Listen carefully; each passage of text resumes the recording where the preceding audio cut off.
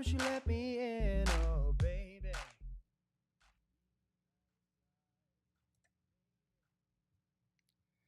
Welcome everyone to Barely Friends Podcast. My name is Isaiah. My name's Eric. And we have a special guest right here. His name is Justin Santos. And we are very excited welcoming you here onto podcast. Thank you for coming on, Justin. How's it going? How's it going? Having me. It's, going well. Yeah. Having a great time already. Great. Love it. Now, before we're gonna have some guests on at some points, and if you're new, welcome. We are a sports podcast, usually 2 friends, but this time 3 friends. Sometimes we want to have an interview just to get to know people, get to know who we know, specifically local people, and have a good time while doing that. So, Justin, before we go into the interview, I heard you had a potential beef with Eric. Can you explain? I do have beef with Mr. Eric over here. So I am a consistent listener of this podcast. Oh, thank you. Love sports. So love supporting my friends. And I saw a clip one time of Eric stating something about the Golden State Warriors. And I believe you said something along the lines of Steve Kerr quitting and or getting fired. Draymond Green getting traded, and then you ended the quote with some very, very, very hot take of yours. And I knew as soon as I got here, I was going to say something. Yeah. That you said, and I quote, "I can't see the Golden State Warriors being a winning team." And to that, I want to say, what do you have to say for that? that's I believe where they're standing right now. They're 10-3, and they got the babyface assassin playing arguably some of the best basketball since maybe 2015, 2016. So what do you got to say for that? Eric, it's all you, man. Yeah, I got. Thank you for being a viewer of the show. Of So course. I'm glad we're paying attention, of course. Yeah. So, yeah, I will say I'm going to give the Warriors some credit. They definitely exceeded expectations so far. Yeah. So I'm going to say right now, they're definitely doing amazing. Yeah. But I'm just waiting. Like, there might be a little slip up mid-season. You know, old team might break an ankle. But we'll see. Right now, they're looking really hot. But we'll see. NBA Cup, we'll see. Hot? Oh, no. You can never count out a team with Steph Curry on that team. I'm so sorry. That man is a babyface assassin. He's a killer for a reason. We saw what he did with the Dallas Mavericks, like that performance that day for that game was just something to you had to watch that game to just see how amazing he played that game. And obviously we all know that he had a chip on his shoulder with Klay Thompson returning for the first time and Klay Thompson hitting his first 3 with a little shimmy. We knew as soon as that happened, and you see him smiling and giggling on the sideline, you were like, oh no, it's going to be a long day for the Dallas Mavericks. But as soon as I heard you say that, I said, "Oh God, I cannot wait to say I told you so, man." So this is why you're on the show today. You have to come address the beef. Yeah, that's it. I just all right, I'm not gonna address my beef now. I can head out. You guys have a great podcast. Yeah. No, that's good. If you're talking beef about Eric, I'm all game for it. So, let's get into the interview portion, and Eric, I'll have you take it away. Again, we're just trying to get to know our guest and. Sports wise and also, life, a little bit of life. So, Eric, take it away. Yep. All right. So, starting with what we all want to know, Justin. Yeah. Can you tell us a little about yourself? My name is Justin Santos. I was born and raised in New Bedford, Massachusetts. I graduated from GLCPS with you two. I'm currently trying to create my own photography business. And just kind of get my name out there to show people just how beautiful the world is. Growing up, you hear a lot about New Bedford and, the negatives about New Bedford, but the world's beautiful. And I always tell people that the world is just a beautiful place. You just got to go. You just got to know where to look, So as a photographer, I just want to show the world how beautiful it is and how beautiful people can be just through my pictures and through my art, Love it. Yep, Love it. Love that too. Great message. So starting with your days back to charter. I know. It has been 7 years since graduation. Oh, no. I feel so old now. I know. Same boat. Yeah. Do you have any favorite memories you like to bring up? Oh. Could be basketball. Could be just your academics. So my favorite. I'll do one of each. How about that? Okay, yeah. Let's go. So my favorite memory in charter ever was the most painful memory. When I moved over from Normandy Middle School to charter in the 7th grade. And I was like, you know what? Like, I'm just gonna goof around on the staircase. And I decided to flip over the railing. Why do I Code Blue, like? Code Blue. Yeah. Oh my gosh, the code. I remember. Oh my. Yeah. That's insane. That was like, That's insane. I, like that's just one memory that lives with me forever. Like I don't think I could ever forget that for as long as I live. Yeah. And then sports wise, I think my favorite thing was the year after I graduated. Coach had me back as a coach. And I remember my senior year, you were actually injured this game, and you got injured. I think the first quarter, and against I believe Wareham High, and I went off that game. I think I had like 28. They just did not have an answer for me at all. Yep. And the next year, I walk in with the team, and the boys just all like, "Oh no, is he playing? Is he playing?" And the first question they asked me was, "Oh, you playing?" And I was like, "No, I'm a coach this year." And I just remember the dude running back to his bench like, "Let's go!" And I was like, "Yeah, that's a feeling I like to see." Just like people like, "All right, I remember this guy just torching us this game." Yeah. So yeah, those are my two favorite memories: sports and not sports. Yeah. Awesome. Yeah. So also you were co-captain of the Charter Royals, I believe, your senior year. Yeah. Actually, 11th and 12th grade. 11th and 12th. Yeah. Yeah, 11th and 12th. It was surreal to hear that for the first time because it was like a surprise. Like we obviously knew Isaiah was going to become the captain, and he's one of the most selfless, amazing basketball players I've ever seen. Don't make me life. cry. Don't make me cry, man.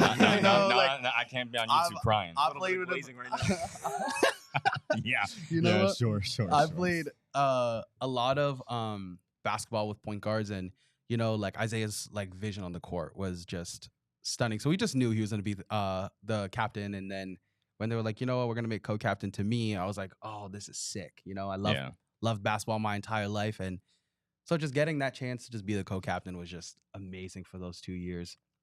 Yeah, so it's actually a great time to bring up one of our Royal stats. Oh yeah. So with Isaiah as our and this captain, comes from Ty, Yeah. by the way, too. This comes from this is a user, my brother. A question for you. Okay. So while Isaiah was our captain, we lost the majority of our games. Yeah. Almost all of them. Yeah. So the question is, do you believe that Isaiah contributed to these lost games? Is it And again, this has come from Ty. That question's from Ty? You come from Ty, yeah. Okay, so yeah. here's I think our last year when Isaiah was struggling with injury, I don't think it was his fault because he was injured, but we definitely missed that catalyst of just like strong offensive player and an even stronger defender. So I don't think it's your fault. Thank you. You were Hear that, Ty? hurt. Hear that? I think we just had players who, it's a very small school, so we had very slim pickings, but it was just a lot of players who just didn't understand the fundamentals of basketball right away. So that definitely contributed to our losses. I don't think it's Isaiah's fault. It is his fault for getting hurt. Yeah. But I don't even remember. Do you remember my injury? I don't remember my injury. What did I do? I think I know what it is, right? Yeah. Is the lower region? Yeah. He He got hurt. I know he got hurt once, came back, and then got hurt again. Yeah. And I was like, no. It's painful. It's painful losing like a facilitator, especially on a team where we need that organization, So yeah.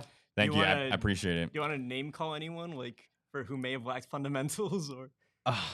We're not gonna. Oh God. Hey man, but I'll stir the pot if you guys want me to start stirring pots. I'll start stirring pots. I don't listen. I've played basketball with this man recently. Yeah. Okay. And he's a phenomenal basketball player now. Okay.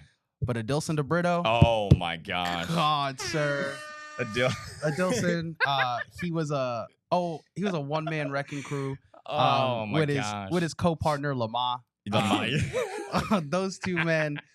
Adilson is you got David Robinson and Tim Duncan. There we go. Adilson, he's improved a lot. He's a phenomenal basketball player now, but God, he was talented, right? He was talented at charter, but it was just like again the taking one man I've been there. It happens to the best of us, but yeah, that stunk. Yeah. Lamar was big and he was a body. Yeah. But I feel like we were in that day and age where the GOAT Steph Curry was changing the game. Where everyone wanted to throw up threes and we didn't need that. That wasn't the team to throw up threes. Yeah, it wasn't. I just seeing them make that team from a, I would say journalist point of view. Yeah. Not necessarily like a basketball player. I was on the team with you guys, of course. Yeah. But from my observations, I saw too much ISO ball. Yeah. And not enough picks as well. Yeah, I will say if we did this all over again, I think the biggest thing that we would push and I would push is it's a team game. Like not one person can play basketball and be successful. Look at some of the greatest teams now with some of the greatest players. You need a support cast. It's not a debate. And the Charter Royals had absolutely no team chemistry whatsoever. Our team, it was a whole bunch of egos and a whole bunch of people trying to make it to the NBA, knowing dang well that Whaling City had our number because we could not play basketball. That was our main rivals. Yeah. Some good series. And they were a bad team. And you guys can both admit that they were bad teams, but we just could not play basketball. Yeah. We were people who knew how to play basketball, but when it came to teamwork, it was just a little. Yeah. I remember one game, I think, and I could be biased just because I don't remember, but I think I had like around 15 to 20 points in the first half, and I'm like, we're beating this team, like easy. Yeah. And then they start coming back, and I was the most upset I probably was on as a captain of the Royals that day because just it was heartbreaking. I feel like I put in my effort, and you definitely did. We're not going to talk about that dribble. Yeah, we're not going to talk about that dribble. No, that's off limits. That's off limits. But yeah, that it is what it is. Yeah. Justin. Yeah. Sorry, you go. Yep. Yeah. So now that we've dragged a couple sticks in the mud, right? How has basketball translated to your life, being the person you are now today? Oh, it was the fundamental of my life. Like I just told you guys, like teamwork is everything. And one of my favorite quotes is, "You can't do it alone." Life, it takes a village to do everything, regardless of what you're doing in life. Yeah. And so just learning from basketball and just the camaraderie that you need as a basketball player, like it translates to everything. So I as me running my own business or just being a manager in 2 different locations, I just know that you can never ever go about life solo. You need a squad. You need a 5-man deep. So that's like the biggest thing that basketball has taught me. Teamwork is everything. Some of the greatest men in this world will tell you that they have a unit behind them. I'm sure both you guys can attest to that. Yeah, that's good. I hope that people who are currently playing or have played basketball in high school or college or whatever, like have something to a life lesson to live by after playing that sport, because it's a great sport. You already mentioned your love for Golden State Warriors. You also are a fan of the Charlotte Hornets. I am. And I would like to ask, how did that come to be? Well, so as you guys both know, I've been a huge Carmelo Anthony fan my entire life. Man has my heart. He's my favorite basketball player to ever play the game. And that will never change, But one thing that I loved about Carmelo Anthony was he's so entertaining to watch, Like when it comes down to it, basketball is an entertainment sport, Like you go in, like you want to watch that game and be like, wow, And, as I was like, he retired, I needed to find that new player that's going to be like, oh my God, like get me excited to watch basketball. And it came in the form of LaMelo Ball, He's the most entertaining basketball player, I think, now. And he plays with like this sense of freedom. Like, I can, like, this man's coming off picks, shooting threes with 1 foot, like unseen, unheard of. And his layup package is just phenomenal, So I started to watch him. And, it took me some time to like actually sit down and watch the Hornets and kind of enjoy their basketball. And then Brandon Miller came along and just kind of gave him that piece of just like explosiveness, like they're going to fire at all cylinders and they're just going to go absolutely insane whenever they can, And then it just became a TV show for me now. So I'm like, all right, guys, like what is LaMelo Ball gonna do today? Right. And how is Brandon Miller gonna just make it look even crazier? You know. Yep. And that's why Brandon Miller's on my fantasy team. Hey, okay. I'm pushing to get LaMelo Ball as well. I know it's a curse to have two players on the same team, but those two together, man, is just it's something to watch. Nice. It's something to now watch. Now that we have the Celtics in the same conference, do you see any kind of playoff contention for the Hornets? Or I love the Hornets so much, but no, it's a very young team, and they're gonna get there. You know, I think they just need that veteran. They need someone to kind of glue them together. You know, like our Golden State Warriors. You guys, I know you guys are both Celtics fans. And you guys' team is playing phenomenal. Your depth is phenomenal. All right. And I like to think like if the Hornets can get someone like a Derek White on their team, you know, who's just so impactful on and off the ball on both ends of the floor, it will just amplify them just that much better, you know? And that's why Derek White is my bald messiah. And he's definitely by far my favorite player on the Boston Celtics. And that will never change. I don't think that. Yeah. I think I talked to someone and someone asked me like who my favorite Celtics is right now. And it was between Derek White and Drew Holiday. Okay. Because, it's just feel like, oh, everyone's going to say Tatum, everyone's going to say Brown, and they're great, and they are. But like just they fit so well. Yeah. And I don't know how. Well, I know how we got Derek White. I don't know how we got Drew Holiday as well. It's kind of crazy. But Derek White being that piece was really great. And he's just he may be a better defensive guard than Drew Holiday right now. So 100%. Yeah. 100%. So he's been great. A few more questions here, Justin, for you. Yeah. What is one hot take that you may have in this NBA season? It can be about, we already know that Eric had one hot take already. How did that go for you? We'll see how it plays out. Well, you know what? Eric had one take. It could be about whatever. So you got one hot take for this season as we're getting started? Oh, one hot take. Oof. Let me think. I got to think about that one. That was a good one. I think the Boston Celtics. This is going to be a hot take, and I'm sorry. I'm so sorry. You guys are only in the position you guys are in because the league is riddled with injury right now.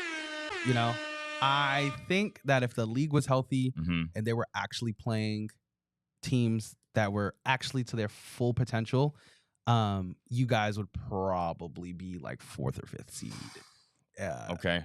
That's pretty hot. It's hot. You say one hot take. That is a hot take. Well, who do you think, besides like saying the Celtics are 5th, who would you put like top 3 in the East?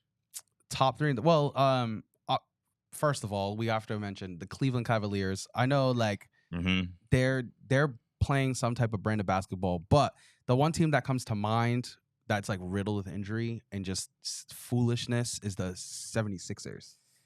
Yeah, they're just on paper, their team should be the best team in the league. On paper, you have probably the best two-way small forward on your two-way player on your team of Kawhi Leonard, who's just injured every second. And then I know you guys talked about this before, but like Paul George is an amazing basketball player. He's definitely not where he needs to be, where he used to be.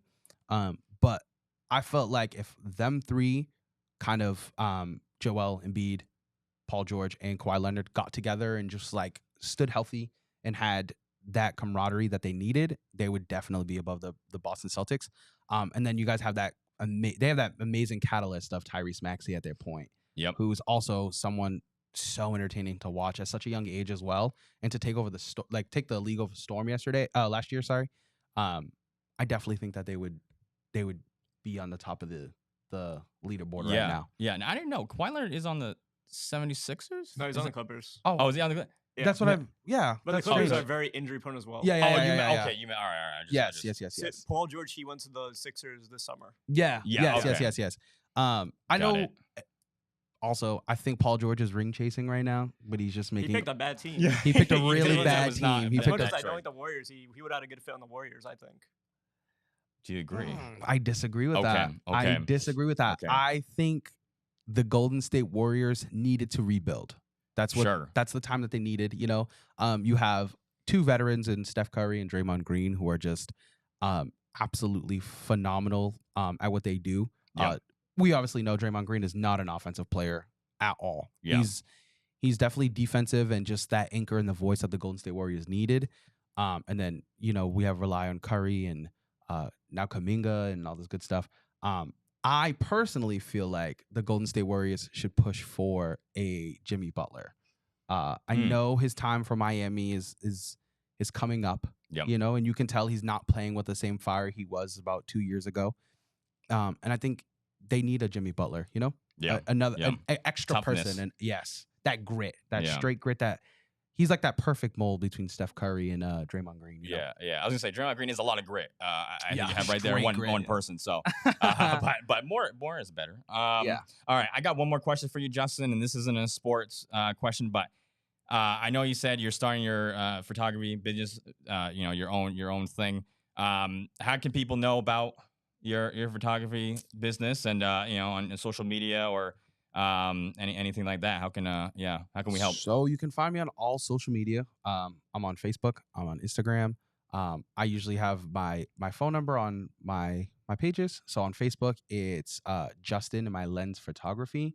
So my name, My Lens Photography.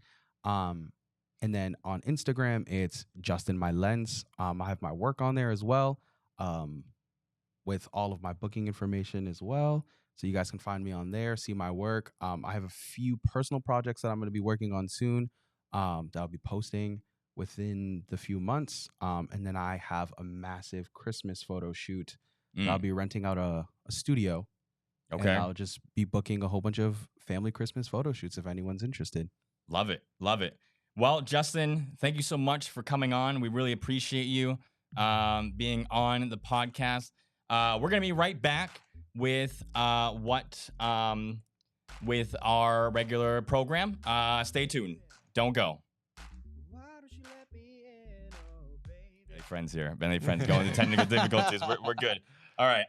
Popovich, mouth stroke is going to be okay. Spurs, I think, are going to be fine. That's what we just said before. I wanted to bring up a stat that happened what's today? 17th? So 4 days ago, a few things happened. One, Wemby hit his first ever 50-point game, which is no surprise. That was bound to happen for him.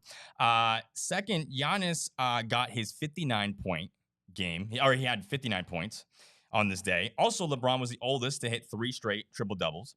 And the Cavs remained undefeated, 13-0, now 15-0, and now are the 4th team in NBA history to do this feat. So a lot happened on November 13th, 2024. Yeah, and I think a lot of these events, they do correlate in a way, and I'm going to break it down real quick.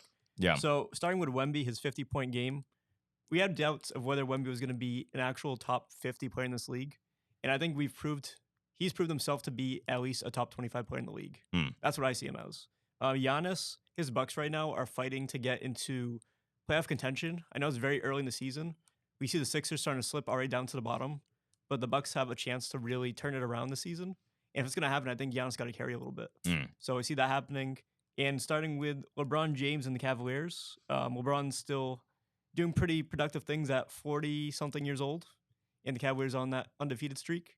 So if I'm LeBron and I'm a billionaire and I can do whatever I want in the world, I'm going to jump over to the Cavaliers and get a couple more rings. Oh my gosh, another hot take. Oh my there. gosh. Wow. I'm asking for a mid-season trade. What are we doing? What are we doing here? Justin, your thoughts about that day and Okay, so Wemby is what, 7'3", 7'4"? 7'3", he could be 7'5". It could be 7'5". I don't know. He's very tall. The fact that he can move the way he moved, when I saw even his first game, I had no doubt in my mind that man was going to be something to watch, and the fact that he can just throw up threes effortlessly and just kind of just command a game, I didn't have any doubts whatsoever. It was just more of his size, he was very slim. What was the other one? Giannis, I think he needs to understand that even with Damian Lillard, you guys are still the Bucks. You guys want a chip without Damian Lillard. It's time for you to start playing like the Bucks when they won the chip without Damian Lillard, And I feel like with that game, he kind of just like gave himself that boost of confidence and just the drive he needed to kind of get to where he needs to be. Yeah. And then LeBron James is LeBron James. You know, He's an anomaly. He's the one in a million that is gonna take over any game that he can possibly take over. Yeah. Eric, your hot take of him going to Cleveland would be probably the worst move for Cleveland Cavaliers. Oh my gosh. Oh my gosh. Ever. We are because in order to get LeBron James, you're gonna have to move pieces. You know, he's the catalyst for the Lakers. And he's a big reason why they're where they are today. You know, so you're gonna have to give up some of your key pieces. That's just gonna mess up the flow of that very young athletic team. You know, and so of course any team he goes to is gonna thrive, but are they gonna thrive the way they are 15-0 now? You know, that's just the question you gotta have to ask yourself. I do see the argument where you're right. They have to move some pieces, whether it's Donovan Mitchell or Jarrett Allen, right? And that's a pretty key component to their lineup. I would definitely say that realistically, LeBron would have to sign a very minimum contract deal in order to make this happen. But yeah, in reality, I wouldn't necessarily endorse the Cavaliers to trade for him. I want to see LeBron, out of his own will, come to the Cavaliers, sign a reasonable deal, and then just play aside Mitchell and Allen and all those guys. Yeah. Okay, so then I have a question for you two. Sure. Yeah, go for it. Do we feel LeBron is going to retire a Laker?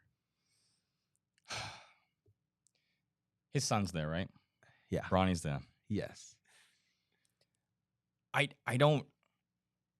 It's hard because, right, his whole thing was he's going to play with his son and be wherever he is, and now his son's in Laker, and now he has officially played with him in an actual game. So to me, it's like, LeBron has to have a want to win another chip, right? He's going to have a want to win the chip.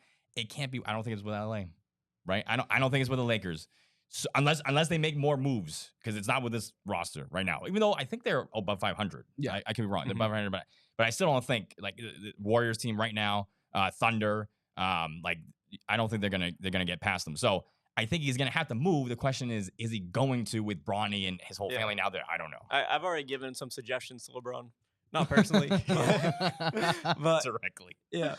Well, he has 4 chips. I know he wants the 6. Yeah. The Lakers, I believe that if they have healthy Anthony Davis, they are a competitive team. If Davis goes down, the best they have after that's Austin Reeves. Yeah. But if LeBron wants a chance where he's surrounded by a good organization, and I hate to say this, but he should probably go to the Warriors, the Celtics, or the Cavaliers. That's my top 3. Yeah, he really wants the Celtics. He really wants LeBron and the Celtics. Yeah. He also really wants to play with Curry. I know. Yeah, he really wants to play with Curry. I don't want to see LeBron win. Okay, I don't want him to. I'm good with him winning anymore, right? Yeah. So, but LeBron and Curry would be, I'm pretty sure they were in an All-Star game together. Yep. Right, like they were the Olympics. Right. So, I mean, that would be pretty special in a regular season team. But I don't want any more rings for them. So, in your perfect world, where would you put LeBron James? If they're like, all right, Isaiah, you got to put him somewhere and he has to win a chip this year, where would you put him? Oh, man. Same question goes that's to you hard. as well. Eric, if you one spot, not what ideal. Yeah. You may have an answer for. Let me think. I mean, we've seen this with the Celtics. A couple players get injured. We know Porzingis is going to be out until late December. So if a player for the Celtics is not in the lineup, LeBron James would be good in filling that gap. So ideally, I'd like him to be a Celtic. Okay. Realistically, I would say the most realistic destination would be Warriors. Okay. Yeah, I'm going to just piggyback off it because I can't really think of an answer, to be honest. But Warriors is a pretty solid fit. And the way that they're playing now, you add a LeBron, who's, one of the greatest of all time, maybe the greatest of all time. They're probably going all the way. They're probably going all the way. So, and then last bit of breaking news we got here. Draymond Green, your guy, Justin, Draymond Green, received his first flagrant foul of the season. And I'll just speak for myself. I believe there will be more. What are your thoughts on that? Hey, listen, we're in the spot right now where any other season Draymond would have been at 3 or 4. Yeah, so I'll take his 1. Sure. I'll take his 1. I feel like they had to have had a conversation with that man to be like, do you want to win? Because we need you on the floor, and these flagrants need to stop. Yeah. You've proved that you can be aggressive, but now it's time for you to prove that you can be who we need you to be. So I'll take this one flagrant. Hopefully he does it become a pattern, right? Yeah, because we cannot have any more punching in practices. We cannot have any more chokeholds. The Golden State Warriors need that man on the floor. So I don't think he's going to be traded at the end of this season. I'm gonna say, as an educator, I believe that Draymond needs like a reward chart. Like, all right, if you go 10 games without any kind of gold star for you, Draymond, for not getting a flagrant. I will say, because he is a veteran, do you believe that he is a good, I would say, mentor or leadership position? Because last season, me and Isaiah were talking about him being like a mentor to someone like Zion Williamson, who's a young upcoming center in the league. Do you see him in that role? I think Draymond Green would be a great mentor for anyone playing the 4 or the 5. He is exactly what you need in a 4 and a 5. Someone very vocal, someone very willing to switch and play defense on any person on the court, as well as just that intensity. Like it just always goes back to that intensity of just him just being just so strong and powerful and just playing extremely aggressive. And that's what every single team needs in their 4 and their 5. So anywhere he plays, he's going to be a great, great leader for the 4-year 5. So people like the Golden State Warriors, where they don't really have a center, their center is like kind of mid. He's just what they need. And same thing if you go to any team, really, he's just going to be that force and that voice that they need. So I definitely do think he's a great role model. And he's a champion, right? I mean, he's done it before several times. He's been on that core team, so he can just lessen the behavior and just. I don't want to say that just play basketball, because that was already told by LeBron, right?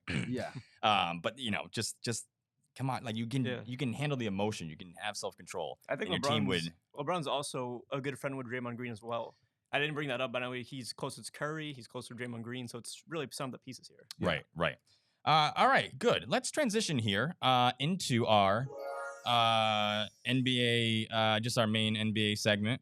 Let's start with the NBA Cup. Let me go through the standings real quick, and then I'll have a question for both of you. But right now, as it stands, in the Eastern Conference, we have the Magic, number 1, followed by the Hawks, followed by the Pistons, followed by the Knicks. Knicks are a wild card. And then in the Western Conference, we have your Warriors, the Rockets, followed by the Thunder, and then Trailblazers are a wild card.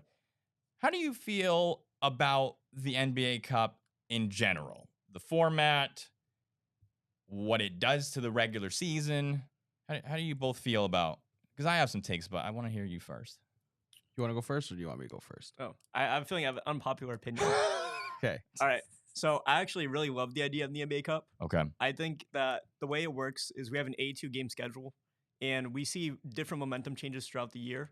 So, for instance, last year, the Orlando Magic were very hot, and then we saw them slow down to like 3rd or 4th place in the East and kind of jump off in the playoffs, and get eliminated.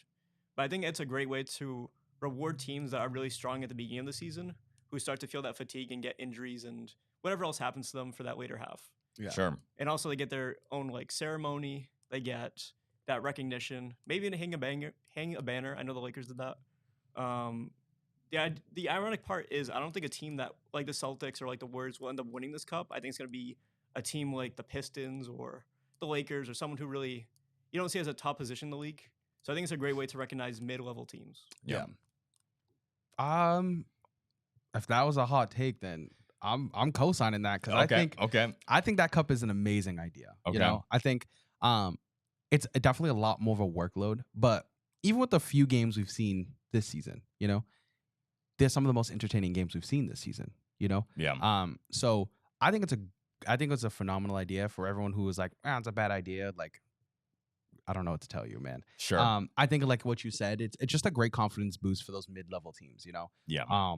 The Pistons and the people who just kind of need that push to kind of feel like, we can win games, Mm-hmm. So I think there should be a bigger reward system for the cup. 500,000, right? For each player. Yeah. For smaller, like for people with smaller contracts, like That's going to be a big difference. But that's nice for me. Yeah. It's for us. We can do a lot with that money. Yeah. But for people like LeBron James and Anthony Davis, who LeBron James is a forever billionaire, and Anthony Davis, who's making upwards to like $200 million a year. Yeah. It's just nice kind of chunk of change, and they're kind of playing for their teammates. But other than that, I just think it's a great idea. I think they just need a bigger reward, Sure. I will say this for me. I'm a little against both of you, but it's not the idea of what the NBA Cup does. It's just how it is now. First of all, the courts. I appreciate the creativity, but it is a little much at times. Okay, that's one. But it's hard for me to I don't know if it's just to keep up with what's going on with the NBA Cup alongside the regular season. I don't know. This may be just it sounds like a me problem. So I don't know. Piggybacking off what you said. Yeah. I hate every single NBA Cup court. I think it's just way too much. Yeah, I don't know. They play the regular court. Yeah, I understand you guys want to make it like, oh, this is a cup game. I get it. But you guys have too much going on. Unpopular opinion, I absolutely hate the Boston Celtics court during those games. I think it's really good with the color scheme. Dark green. Oh God, it's a really good layout. Thank you. Yeah. No, I absolutely hate it. But I know we're not talking about this, but there's something that needs to be addressed. Hire me to do your city jerseys because my God, those are bad. Yeah. Oh, dude, we need to just have an episode of just like talking about having them on the screen and just like dissecting them. Yeah, because I don't know.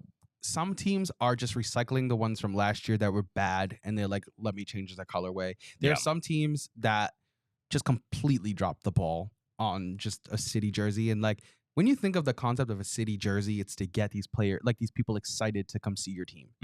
It's a special jersey for your fans. And if they're coming out boring or just stale or something that's just not unique, it just, I don't know. Something needs to hire me. I'll do them all. I got Canva, man. I got a Canva account. Let's go. I'm ready. Exactly. Yeah. All right. One last thing about the NBA Cup here for us. Big game tonight. Celtics Cavs. It is not just a regular season game. It's also a part of the group play game. So we'll see. The Celtics have to. I'll say this. I'm not worried if they lose necessarily. It depends on how they lose. If they get blown out, I'm a little concerned. But I think we're going to be ready. We're going to be mentally prepared, and we're going to put on a show. It's going to be a good game. I will be watching that tonight. Yeah, I think that if the Celtics do win this, it definitely is a major momentum boost, especially when they're going to be relying on Neemias Queta and Al Horford to pick up the load for Porzingis while he's out. But as we know, the Cleveland Cavaliers are healthy, and they're currently the undefeated team in the NBA. So if they beat the Celtics, in my opinion, they're the team to beat. Yeah. But if the Celtics beat them, I see the Cavaliers as a team that could possibly slip down to 2, 3, 4 as the season goes on. So I think that this will really affect the narrative of the rest of the season. Yeah. The deciding factor is going to be if Tatum and Jaylen Brown hit their shots. Because one thing about your Celtics, they're going to live by that 3 and they're going to die by that 3. That is true. That's Joe Mazzulla's philosophy. Exactly. You're going to live by the 3, you're going to die by the 3. Mm-hmm. The Cavs have a great system of adjusting, So if they're not hitting the 3s, they're going to find a way to get Jared Allen more involved in getting their front court to perform better for them. Yeah.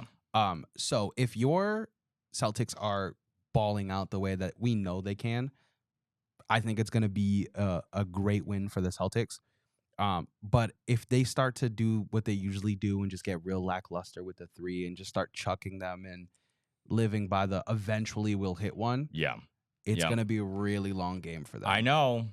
I tried to tell Joe last year, season 1, barely friends, like, hey, Joe, like, I get it. I love the 3s. Like, but can you play a little basketball? Like, can you pass it? The thing, too, is we end up winning the championship. So now that I know. That's why it's like, it looks like it works. That's why it's like, you with can't the Warriors, right? go against them, but it's like, you still can't because you could be better. Hey, listen, Steve Kerr in the Olympics committee made 2 absolute monsters. Yeah.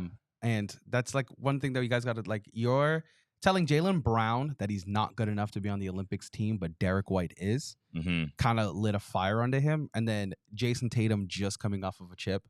and then telling him he's the worst player on that team. Yeah. When Tyrese Halliburton is sitting next to him. No shade to Tyrese Halliburton, but he's a little bit.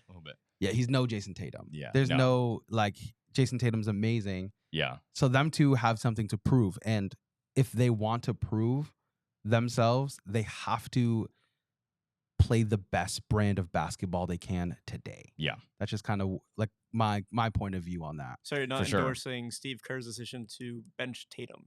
You don't endorse that, or do you? I think that was by far the dumbest thing Steve Kerr could possibly do. Ooh. That was so silly. And what is he? He sat 2 games and saw no time. And then when he did see them, he saw like, what, 10, 15 minutes? Yeah, I don't know what there was there. Yeah, but that was, to me personally, was just so silly. And like, there are times where Jason Tatum is at fault on the defensive side, but he makes up for it when it's on his offense, you know? Sure. And he can facilitate a floor when he needs to. So for Steve Kerr to really sit there in the Olympics and be like, "Dear Jason Tatum, get the water." Yeah. It was you're starting a fire in a forest. Yeah. It's just silly. It was disrespect on a number of levels. All right, we're gonna zoom into this next section. We're gonna go really fast into this one. This is just our fantasy football update here. So we have the standings up. We'll just go. I'm in 5th. Eric is in 10th. Ty is in 6th. And this is fantasy football. This is fantasy football, not fantasy basketball. So, I'll just say I'm feeling great. I'm feeling really good. Okay, I said I'd be quick. I won 5 in a row. And if you're telling me I have Nico Collins, Amon-Ra St. Brown, and who's my other wide receiver? Mike Evans, who, thank you, Eric. Thank you. Appreciate you, man. Hey, thank you for Mike Evans.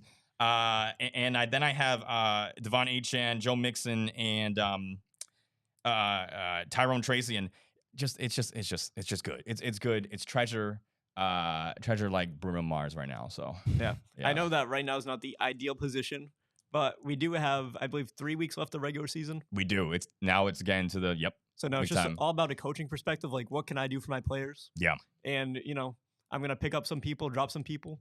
So it's gonna be some really tough cuts here, Yeah, I will say real again, because we want to go into our other segment here.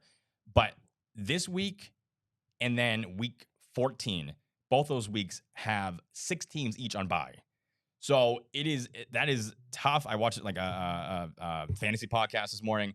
It is tough to see that in the stretch where people need to win and have their players, and then these buys kill you. So I don't know. You have football, or you just mentioned you have basketball, right? Yeah. So I don't do fantasy football just because I know that I'm not the best when it comes to football. I watch football, love football, sure, but I don't keep up with it as much as I do with basketball. But I definitely do have fantasy basketball, and I do it every year. Literally my favorite thing to do in the world. Yeah. That's awesome. Love it. I used to do it more consistently, but I just couldn't. It's a lot. It's a lot. So yeah. All right. Let's get into here. We really want to get into our what in the world, and we'll mash this up with our mailbag because we are running out of time, which is okay. But our what in the world is pretty much both of ours. It has to deal with the Tyson and Jake Paul fight. I don't know, Justin, if you were watching that I was. at all. Okay, yeah. I will say quickly, I loved the boxing before.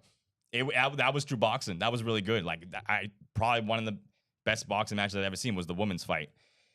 And then to see that, and I could just see Mike Tyson come out of the tunnel, and I was like, no, this is not good. Like, he looks old. And so I'm glad he didn't get knocked out. And health was good, but that was a little odd. Yeah. I'll say that for the first 2 rounds, I think that Tyson showed legitimate power behind his punches. And as we saw the ending 6 rounds of the fight, it looked like he was already tanked or he was holding back. So I knew that, by the second, 7th, 8th round, it looked like he was already defeated. And that was kind of sad to see from a legend.